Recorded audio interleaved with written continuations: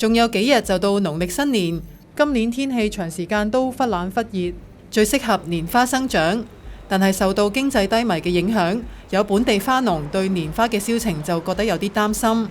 不過唔同品種嘅蓮花亦都會出現兩極，有啲傳統嘅蓮花，譬如卓約菊花就不會被看好，但係寓意大展宏圖嘅桃花依然係一枝獨秀，成為蓮花王。而深受大眾歡迎嘅蘭花更加係熱愛之選。今年是馬年呢個所謂叫做年宵啊，或者係過年春節呢一下嘅蓮花呢。咁如果以我自己43年農夫生產蓮花嘅農夫，我從來未曾試過覺得一樣嘢就係有少少擔心。咁我點解會係擔心呢？各行各業個蕭條啦，咁而家去到街，每條街都近乎有吉鋪喺度，可能有啲甚至乎2年都未租出去。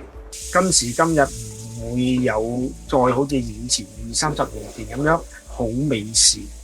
咁我近呢10年裏面咧，都係覺得一樣嘢，只要平平啲賣晒，能夠去晒啲貨尾，都已經好開心啦。最暢銷同大眾化必然蝴蝶蘭噶啦，而家唔使問噶啦。18區任何一個角落都揾到蝴蝶蘭嘅蹤跡。以前講緊係幾百蚊一支花，而家講緊係幾十蚊一支花，超咗大眾化，任何一個市民都買得起。咁如果你話俾一嚿係傳統一啲嘅，咁當然係桃花啦。桃花由香港開埠到今日都會有啦。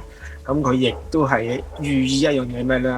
桃花插出嚟就係旺人緣，旺人緣，生意亦都係會旺。咁所以好多老闆都喜歡擺桃花。咁如果你話其他行業嘅，咁桃花可以代表就係桃李滿門啦，係嘛？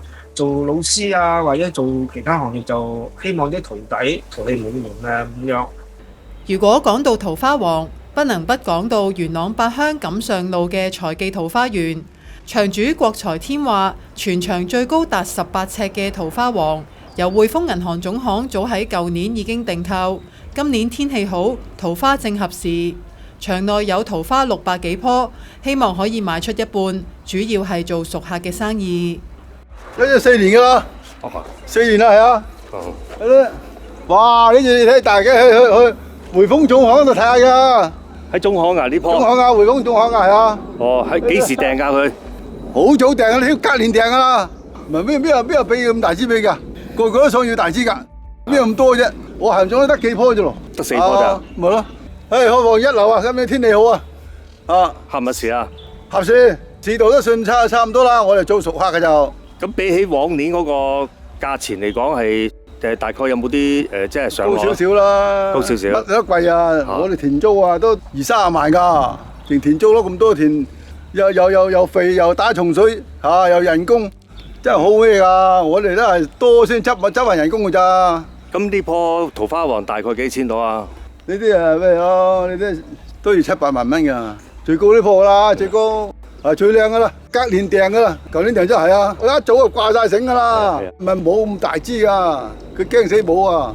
啲公司啦賺到錢冇所謂噶啦嚇。